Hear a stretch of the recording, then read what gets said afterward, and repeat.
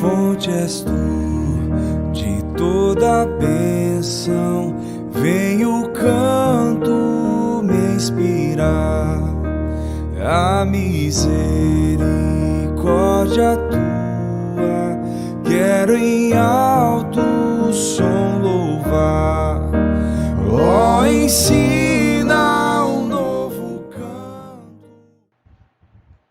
Romanos, capítulo 9, do versículo 1 ao versículo 5.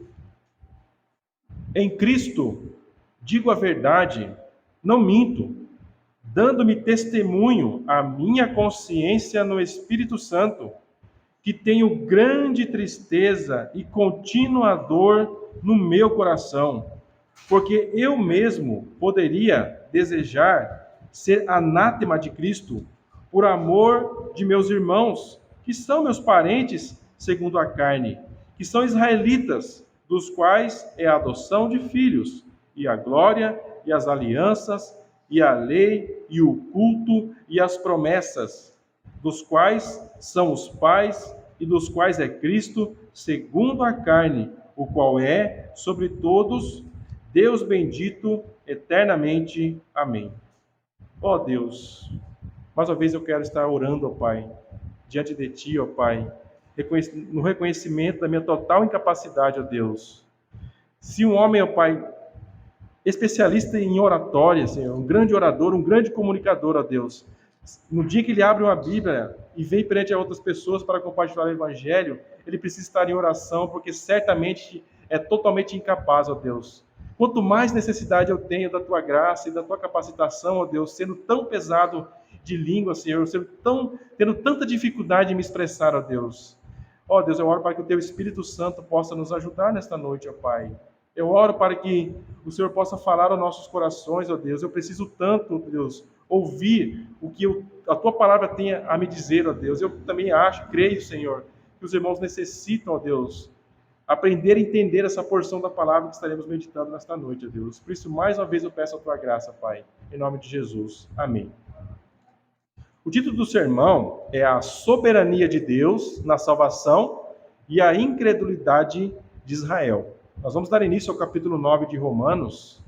E é muito fácil, talvez, irmãos, eu talvez pegasse aqui, dividisse em vários tópicos e trouxesse aqui uma mera palestra. Facilitaria o meu trabalho. Os irmãos forem ler o capítulo 9 de Romanos, é uma passagem até difícil. Seria muito mais fácil ir para esse lado. Mas o nosso propósito aqui, irmãos, é trazermos ensinos práticos para a nossa vida. E por essa mesma razão, nós vamos dividir, como de costume, essa passagem em alguns versículos, para não ficar muito pesado para nós entendermos e possamos, à medida que vamos estudando, tirar lições importantes para a nossa vida. Vamos falar então sobre a soberania de Deus na salvação, seja do judeu, seja do gentio. O grande tema do capítulo 9, irmãos, é Israel. Israel está nas capas dos jornais novamente. Você deve ter se deparado com notícias de Israel nesses últimos dias. Vemos todos os dias a escalada de uma guerra entre o Estado de Israel e o grupo terrorista Hamas. Os olhos do mundo inteiro estão voltados para Israel neste momento. Independente, irmão, da linha teológica que alguém possa ter em relação aos pactos, ou como se chama, dispensações envolvendo Israel e a igreja, existe uma grande divisão na igreja em relação a isso. Tem pessoas que pensam que Deus tem um propósito, um pacto para Israel e outro para a igreja. Eu não sou dispensacionalista, não creio que Deus tem um único pacto, seja para Israel, seja para a igreja, envolvendo o evangelho. Mas independente disso, nós vemos que Deus tem um cuidado muito especial com Israel. Se você vai abrir a Bíblia aí, no Antigo Testamento, você vai ver histórias de triunfo, de livramento, de socorro, que são verdadeiros milagres. Você vai olhar na história, depois, a história de Israel até chegar aos nossos dias, e você vai se deparar com grandes milagres. Nós temos o Estado de Israel, que foi fundado em 1945, depois de mais de 1000 anos, 2000 anos, onde eles estavam extraviados no mundo. E nós temos agora uma nação ali lutando pela sua sobrevivência, cercados de inimigos ali ferozes. Isso nos leva a pensar hoje, irmãos, em relação aos judeus, aos israelitas. E Paulo vai se deparar com esse mesmo tema. Depois de explicar que a salvação do homem só pode ser recebida através da fé em Cristo Jesus e não pelas obras da lei, Paulo vai se deparar com essa mesma dificuldade. Como é que fica a salvação dos judeus como um todo, como uma nação? Será que eles podem ser salvos pelas práticas das leis cerimoniais, civis e morais do Antigo Testamento? Se os irmãos forem pesquisar, vocês vão entender que lá o judeu, ele ainda pratica as cerimônias do Antigo Testamento. Eles fazem rituais, eles têm aquelas festas, aqueles feriados, como nós temos no Antigo Testamento. Será que eles podem ser salvos praticando aquelas coisas sem crer no Evangelho de Jesus Cristo? Essas perguntas são muito sérias, porque se olharmos para a história do povo de Israel, nesses 2000 anos, o que você vai ver? O povo de Israel crendo em Cristo ou rejeitando a Cristo? Rejeitando. Essa você vai ver a história deles. Eles negam que Jesus, que veio há 2000 anos, é o Messias, é o Salvador. Por essa razão, vemos Paulo no capítulo 9 de Romanos, expressando profunda tristeza em relação aos israelitas, por causa da incredulidade em relação a Jesus Cristo, que os mantém longe de Deus e de todas as promessas feitas a eles no passado. Todas as promessas que foram feitas ao povo de Israel, elas têm o seu cumprimento em Cristo. Então, se eles estão rejeitando a Cristo como a pedra fundamental, esse castelo deles vai desmoronar, porque ele não está fundamentado em Cristo. Então, Paulo faz o quê? Paulo se lamenta disso daí. Com base nos versículos que serão expostos hoje, vamos apontar 3 coisas. Primeiro, a reação de Paulo. Ele fica triste diante da incredulidade dos judeus que rejeitam a Cristo como Salvador. E nós também, no segundo ponto, vamos apontar para as causas da tristeza de Paulo, vista de uma forma positiva. Paulo se entristece, irmãos, e a primeira coisa que vamos ver aqui é porque o povo de Israel, ele é um povo privilegiado. Não existe um povo na terra, uma nação, um país que tem o mesmo privilégio que Israel. Nenhuma nação na terra, por mais rica, pensa aí, nos Estados Unidos, ou na Suíça, ou na Alemanha, qualquer país de primeiro mundo, ou Japão, nenhum país, por mais rico que seja no mundo, tem o mesmo privilégio que Israel teve. Paulo vai se lamentar disso. Primeiro ponto, então, irmãos, a grande tristeza de Paulo. Nós podemos ver Paulo demonstrando a sua tristeza do versículo 1 ao versículo 3. Vamos ler. Em Cristo digo a verdade, não minto, dando-me testemunho a minha consciência no Espírito Santo, que tenho grande tristeza e contínua dor no meu coração, porque eu mesmo poderia desejar ser anátema de Cristo, por amor dos meus irmãos, que são meus parentes segundo a carne. E aqui, irmãos, o que é importante é destacar 3 coisas. Em primeiro lugar, irmãos, a sinceridade com que Paulo trata deste assunto. Quando a gente tem, por exemplo, um filho, nosso filho dá trabalho na escola.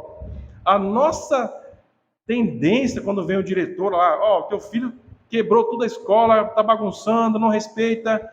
A nossa tendência natural como pai é tentar minimizar, não é isso? A gente tem a tendência, a gente não quer que nosso filho faça coisas erradas que venham trazer vergonha para a nossa família. E muitas vezes somos tentados a dar uma escondida, a dar uma minimizada. Talvez você admite, mas você minimiza a situação. Mas Paulo aqui, primeira coisa, quando ele se depara com essa realidade de incredulidade do povo de Israel, ele trata de maneira sincera. Ele diz assim, em Cristo digo a verdade. Então ele está falando, Jesus é testemunha de tudo que eu vou falar a partir de agora sobre o povo de Israel. Eu estou sendo o mais sincero possível. E aí ele traz também uma outra coisa, dando-me testemunho a minha consciência no Espírito Santo. Eles são meus parentes, eu amo eles, eu fui judeu, eu sou um israelita segundo a carne, mas eu preciso ser sincero em relação a eles. E a minha consciência, tudo que eu for falar em relação aos israelitas, vai ser de acordo com a minha consciência que é cativa ao Espírito Santo. Existe um problema em relação à nossa consciência, irmãos.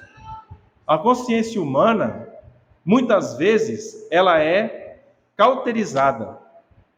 O irmão que talvez tenha mexido com gado sabe que quando você vai tratar um animal ali, cortar uma parte dele se cauteriza ali e ele não sente dor mais depois. A nossa consciência muitas vezes é cauterizada e nós não conseguimos discernir o certo e errado. Paulo, então, aqui, ele está baseando algo que é comum a todos os cristãos. Nós temos o dever de levar a nossa consciência para estar de acordo com a palavra de Deus. Tudo que a gente crê, tudo que a gente fala, todos os problemas que vamos resolver tem que estar de acordo com a palavra de Deus. E é com base nesse testemunho que a consciência dele está cativa, ele vai tratar desse problema. E aí, irmãos, quando ele vai lidar com esse problema, Paulo vai nos dar uma lição de como reagir de uma maneira apropriada quando você tem que enfrentar uma dificuldade envolvendo um problema que alguém tem, um pecado, um problema, uma situação errada que a pessoa está fazendo. A reação piedosa de Paulo diante da incredulidade do seu povo. Os irmãos vão ler o versículo 2. Que reação que Paulo tem? Que tenho grande tristeza e contínua dor no meu coração. Então, Paulo, quando ele olhava para essa situação, ele não sentia, por exemplo, indiferença. Aquela situação onde você vê um problema, você vê que alguém está indo no caminho errado, mas você não liga. Você finge que você não está vendo. Ou então, o outro extremo. A pessoa fica com raiva, fica com muita raiva. Paulo não fica com raiva dos israelitas. O que ele faz? O que ele sente? Tristeza. E uma tristeza que acompanhava o coração dele. O texto diz, uma dor contínua no meu coração. Essa é a grande reação, irmãos. Isso é uma lição para nós que devemos ter quando vemos o erro estampado diante de nós. Não podemos fugir, não podemos ignorar, não podemos minimizar o erro. Precisamos confrontar o erro muitas vezes, dentro da nossa casa, ou no nosso trabalho, ou dentro da igreja. Como nós vamos lidar com isso? Reagir com tristeza. Não com raiva, mas com tristeza. E uma terceira coisa que aprendemos é que Paulo age com amor sacrificial. Olha o que ele diz no versículo 3. Porque eu mesmo poderia desejar ser anátema de Cristo por amor dos meus irmãos, que são meus parentes segundo a carne. Então, quando Paulo olhava para a incredulidade deles, irmãos, ele coloca aqui uma situação que não é algo que iria acontecer, que é possível de se acontecer. Se você é um salvo, você não vai poder trocar o teu lugar com outro. Ele fala, se eu pudesse, eu trocaria de lugar com os israelitas. Eu receberia todas as maldições que eles merecem no meu lugar. Isso não é impossível, mas ele se coloca numa situação de sacrifício. Nós, como crentes, irmãos, vocês sabiam que todos nós somos sacerdotes? Sabiam disso? Não é só o pastor que é sacerdote. Todos nós somos sacerdotes. Nós temos um papel de intercessão pelos outros. Um sacerdote, quando alguém comete o erro, ele não fica com raiva. Às vezes dá raiva. Mas o que vai mover ele é a tristeza de ver um irmão perecendo, perdido na sua incredulidade. Ele vai ter um coração sacrificial. Se ele pudesse trocar de lugar, ele trocaria em amor. Assim como uma mãe, sem sombra de dúvidas, se pudesse tirar o coração dela e dar para um filho, se fosse necessário, ela faria sem pensar duas vezes. Assim, irmãos, também nós devemos pensar.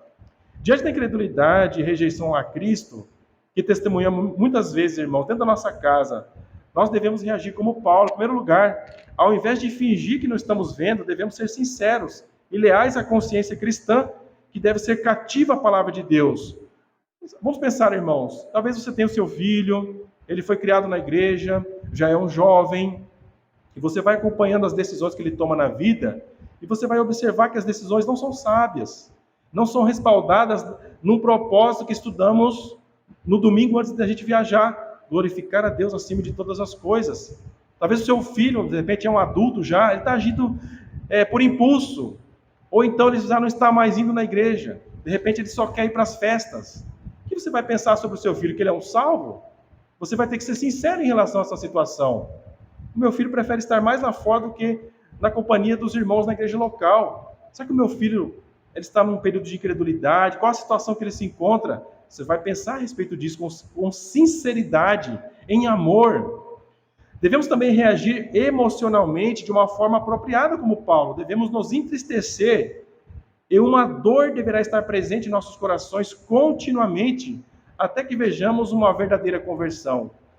Quantos testemunhos, irmãos, nós vemos de pais que criaram seus filhinhos na igreja, como é tendência muitas vezes, os filhos já aprendem a bater as suas asinhas e vão para o mundão, não querem saber de Deus, mas aquela vida de oração da mãe e do pai continua. O menino vai, se torna um adulto, a moça se torna uma mulher adulta, dona de si mesma, das suas escolhas, e vai longe como o filho pródigo. Mas o pai e a mãe continuam intercedendo, orando, estando com eles, não fingindo que está tudo bem. Ah, meu filho está muito bem na vida, é um médico, é um doutor, está muito bem, ele casou, é um homem de bem. Mas ele é salvo? Ah, ele vai na igreja de vez em quando. Não, ele é salvo. Ah, mas ele foi batizado na infância. Não, ele é salvo. O pai, ele sempre vai estar inquieto com essa condição. Ele nunca vai se conformar. Como é que fica? A intercessão, o amor. Com tristeza, você vai olhar para a real condição do seu filho, do seu familiar, ou do seu pai, da sua mãe, talvez eles não são convertidos a Cristo, e vai interceder por eles com esperança, irmãos. Quem ora por alguém é porque ora com esperança. Deus vai trazer um dia a resposta para a tua oração. E por último, devemos amar de forma sacrificial os nossos familiares inconversos. Devemos nos colocar no lugar deles, como se perdido, condenado ao inferno fôssemos nós também. Como se nós estivéssemos desperdiçando e rejeitando o grandioso privilégio de estar tão perto da luz do Evangelho. Criancinhas, peço que todos vocês olhem para mim agora. Todos vocês. Vocês sabiam que vocês têm um grande privilégio?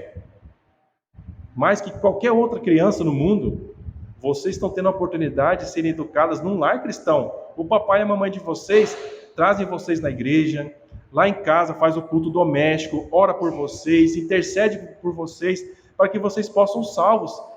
Isso é melhor que qualquer brinquedo, que você estudar na melhor escola, de que você ter a saúde perfeita, é melhor que qualquer outra coisa. Você ter um lar onde o teu pai e tua mãe oferecem Cristo para vocês, dão testemunho do Evangelho para vocês. Isso é o melhor presente que vocês poderiam ter recebido. Por isso, vocês devem valorizar, não devem deixar o inimigo enganar vocês que lá no mundo ou fora de Cristo é melhor, porque nunca é melhor. Talvez os irmãos que talvez passaram um tempo na igreja na infância e depois foram para o mundo, vão poder falar com muita propriedade o que significa alguém que conheceu a Cristo e depois se distancia e vai para o mundo. Um sofrimento muito grande. Muitas vezes a pessoa vem com traumas que ela não consegue, às vezes, se recuperar totalmente. Por isso, irmãos, nós, ao olhar para os nossos filhos crescendo, mesmo talvez na infância, nós temos que estar atentos, não simplesmente ao comportamento deles. Se eles comem e não derrubam nada na mesa, ou se eles nunca fazem uma arte, fazem uma bagunça, se eles estão ouvindo o Evangelho. Eles têm consciência de que eles precisam ser salvos? Será que eles estão se apoiando em Cristo ou estão confiando neles mesmos? Essa é algo que deve nos inquietar, irmãos. Se, infelizmente, algum familiar nosso ou nossos filhos partir para a eternidade, como o filho do pastor Conrad Beuê, pastor africano, um batista reformado também, como faleceu hoje, será que ele lá, pensando no filho dele no caixão, meu filho era um homem de Deus, era um salvo, glória a Deus, eu pude discipular o meu filho na infância, ele cresceu e se tornou um homem de Deus, firme na palavra, no Evangelho, glória a Deus, tenho paz, eu não tenho meu filho mais comigo, mas eu sei que ele está melhor do que eu. Esse é o maior presente, irmãos. Não existe nada melhor que isso. Nosso filho pode trabalhar com recicláveis na vida adulta, mas se ele conhece a Cristo, ele é um rei. Um dia ele vai reinar com Cristo. Essa deve ser a sua maior preocupação. O seu maior zelo deve ser, um pai ou uma mãe tem que ser zelosos em relação a ministrar o Evangelho aos filhos e identificar nos filhos como um sacerdote se o teu filho está caminhando com Cristo ou não. E se não está caminhando, irmãos, ame o seu filho, interceda para o seu filho, esteja com ele, seja zeloso, esteja acompanhando ele.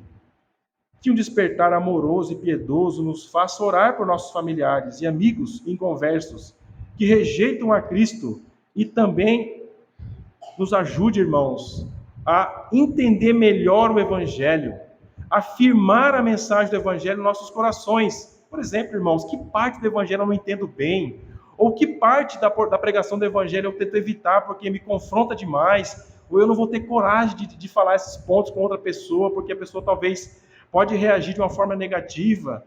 Se você falar que uma pessoa ela é pecadora e má por natureza, as pessoas se ofendem. Mas se você não falar isso, elas nunca vão achar que precisam de Cristo. Elas vão viver a vida delas baseadas numa intuição de que elas são boas. E que no final tudo ela vai resolver. Irmãos, é assim que as pessoas estão perecendo. Então nós precisamos conhecer a mensagem do Evangelho. Por mais, irmãos, que você possa apresentar uma lista infinita de dificuldades. Irmão, eu não sei ler. Irmão, eu tenho dificuldade de falar. Eu tenho dificuldade de me expressar. Eu sou muito tímido ou muito tímida. Irmãos, a partir do momento que você conhece a mensagem do Evangelho, a importância que essa mensagem tem, todas essas barreiras caem por terra. O teu medo, a tua dificuldade, a tua insegurança, talvez, vão caindo por terra, porque existe uma necessidade muito maior. A conversão das pessoas que estão em sua volta, de um amigo que talvez você intercede no seu trabalho. Então, irmãos, que possamos orar para que isso aconteça entre nós. Paulo estava lamentando, irmãos, como eu disse, ele se queixa, ele lamenta, ele se entristece pela condição dos israelitas, porque ele olha para as bênçãos que esse povo recebeu e estava fazendo o quê? Jogando fora. Após lamentar com seus irmãos segundo a carne, Paulo expõe as causas da sua tristeza. Uma coisa, irmãos, é eu ficar triste por alguém que nunca ganhou, por exemplo, um tesouro, um diamante. Uma outra coisa é eu me entristecer por alguém que recebeu a promessa de que ia ganhar um diamante. Chega um momento, a pessoa entrega de presente um diamante para aquela pessoa, mas ela recusa porque ela acredita que aquilo ali é uma bijuteria. Aí o dono do diamante fala, mostra todos os sinais de que aquilo ali é um diamante verdadeiro. Mas a pessoa recusa porque ela não acredita, ela é incrédula. Paulo está chorando por, cara, você está com um diamante na tua mão e você está rejeitando. Então Paulo se entristece muito por isso. Ao longo da história de Israel, eles foram agraciados com grandes privilégios espirituais. Paulo vai citar 7 aqui, privilégios, que apontam para o principal privilégio que foi ofertado a eles. Nós vamos falar depois. Irmãos, um verdadeiro colar de pérolas espiritual com um pingente de diamantes é o que foi dado, oferecido ao povo de Israel, e o povo de Israel como nação recusou. E vamos pensar nesses sete privilégios do povo de Israel. O primeiro deles, nós vamos ler aqui, Paulo falando disso. Versículo 4, que são israelitas, dos quais é a adoção de filhos. O primeiro privilégio deles, eles foram adotados. Na adoção para a salvação, não a adoção para a salvação dos pecados vista no capítulo 8, mas a adoção externa para dar a terra de Canaã. Eles receberam esse privilégio. Se você for ler Êxodo 4:22, o próprio Senhor diz, Israel é meu filho. E dessa maneira Deus tratava o povo de Israel como um filho adotado. Eles foram adotados, irmãos, e Deus manifestou diante deles, e a nenhum outro povo mais na história, na terra, a glória de Deus. No Antigo Testamento, a glória de Deus estava na Arca da Aliança e no propiciatório, onde habitava entre os querubins. Isso é tão real que quando a Arca da Aliança foi levada pelos filisteus, a mulher do sacerdote Finéias estava aprontando, fazendo coisa errada lá, e a arca foi levada de Israel. Quando a mulher tem a notícia, parece que o parto é adiantado, e antes da mulher morrer, ela dá um nome ao filho. Ela chamou o menino de Icabode, de Israel, que significa de Israel se foi a glória, porque a arca de Deus foi tomada. Então, se os irmãos começarem a ler Êxodo, ou 1º e 2º Samuel, os irmãos vão ter descrições onde Deus manifestava a glória dele. Qual outro povo na terra teve esse privilégio? Será que os chineses? Será que os árabes? Será que os povos bárbaros daquela época? Ou os italianos, talvez? Ninguém, irmão. Somente o povo de Israel recebeu esse grande privilégio. Receberam a oportunidade de ver a glória de Deus, sentir a glória de Deus ali entre eles. O único povo, entre todos os povos, que Deus faz um pacto. Os irmãos sabem o que é um pacto?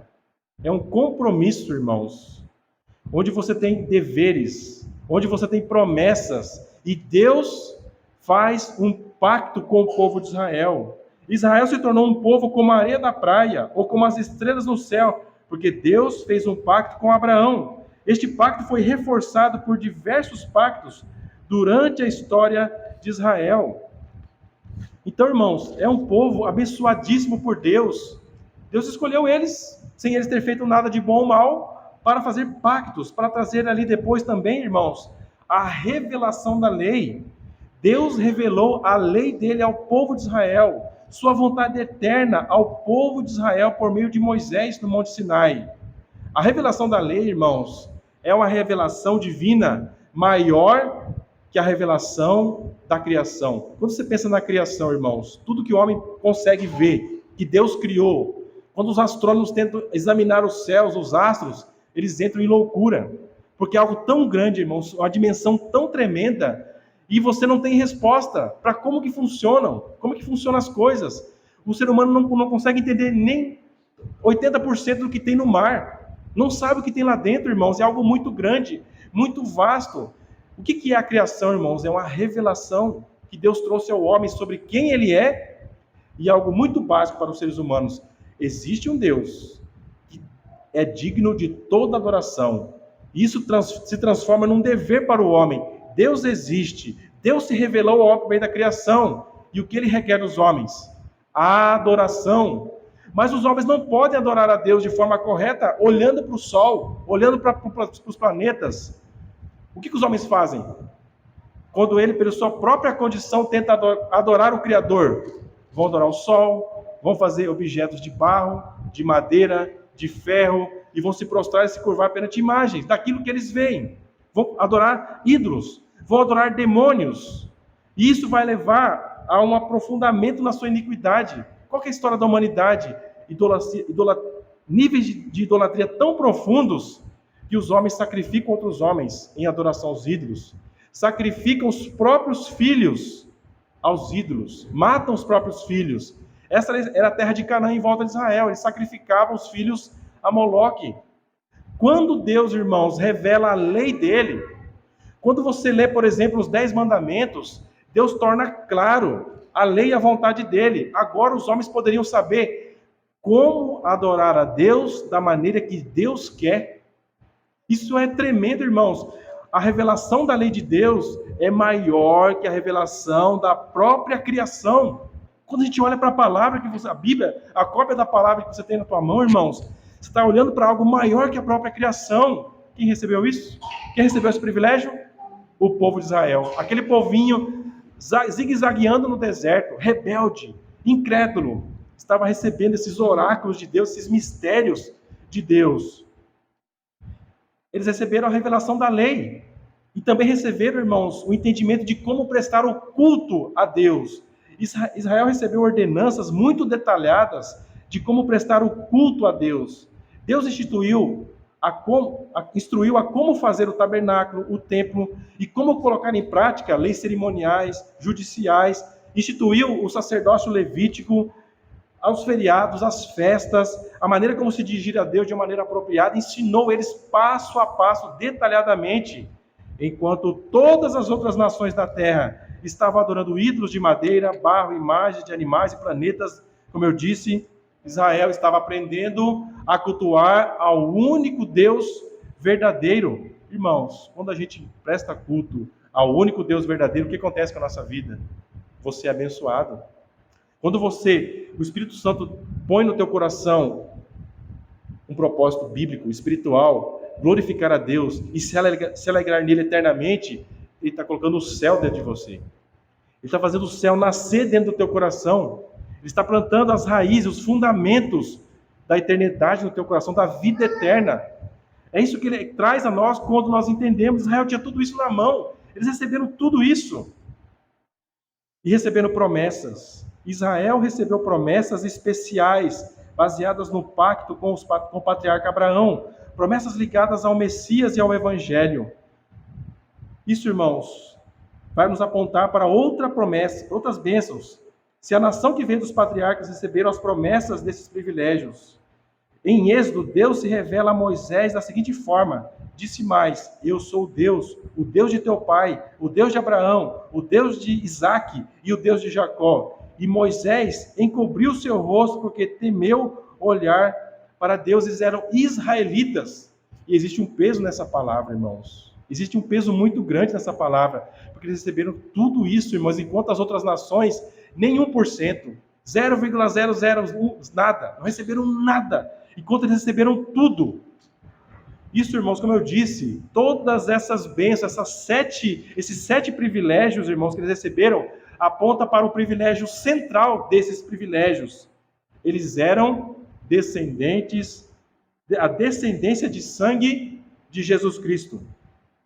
Para encerrar esta lista resumida das bênçãos concedidas por Deus a Israel, Paulo declara que Jesus Cristo, de longe, é a sua maior bênção, a bênção principal para a qual todas as outras bênçãos apontam. O texto vai nos dizer aqui, dos quais são os pais, dos quais é Cristo segundo a carne, o qual é sobre todos, Deus bendito eternamente. Amém. Essas palavras, irmãos, não são tanto uma bênção como a afirmação da majestade e soberania divina de Cristo.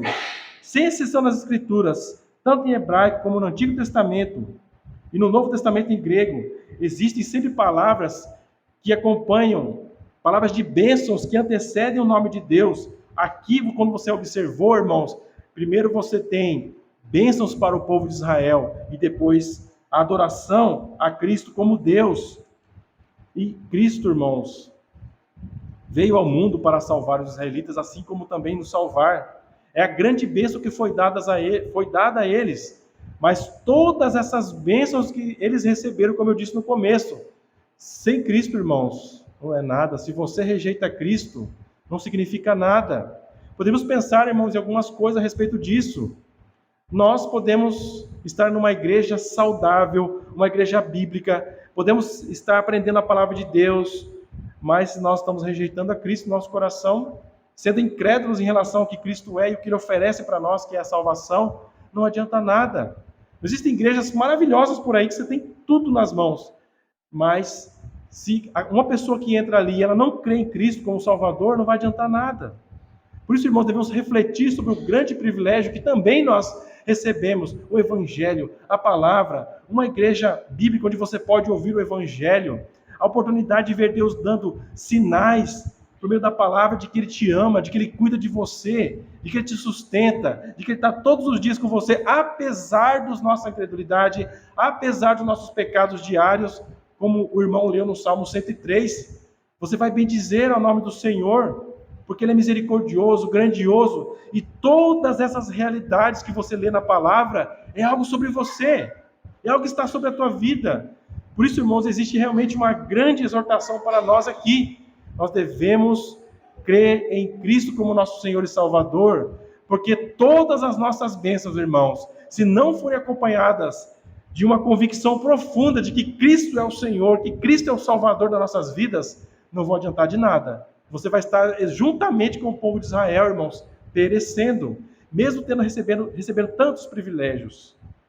Conclusão, devemos lamentar e orar continuamente pelas famílias que sofrem em Israel e na Palestina nesta guerra horrível, suplicando pela paz na região e, sobretudo, irmãos, intercedendo para que o Senhor Todo-Poderoso abra os olhos dos judeus em Israel e em todo o mundo para que eles recebam com fé e arrependimento o único Messias, o Senhor Jesus, o maior judeu da história, o Filho de Deus, o descendente do rei Davi, que governará sobre toda a criação, e os eleitos selados pelo Espírito Santo, no dia de seu triunfo espetacular e total sobre o mal, o diabo, as ideologias mundanas e o pecado, quando o reino de Deus se estenderá inconteste por todo o mundo.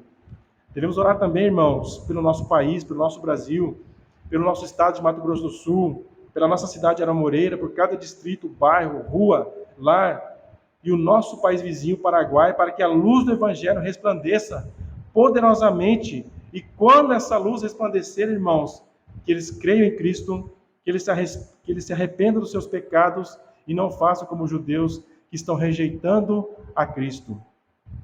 Peço que os irmãos estejam nos próximos cultos, onde vamos estudar Paulo aprofundando como Deus é soberano em relação até mesmo à incredulidade dos judeus e como Deus tem preparado a salvação para os dois povos e como Ele é glorificado em todo esse cenário, em todas as dificuldades, irmãos. Vamos estar orando neste momento, agradecendo a Deus por este culto.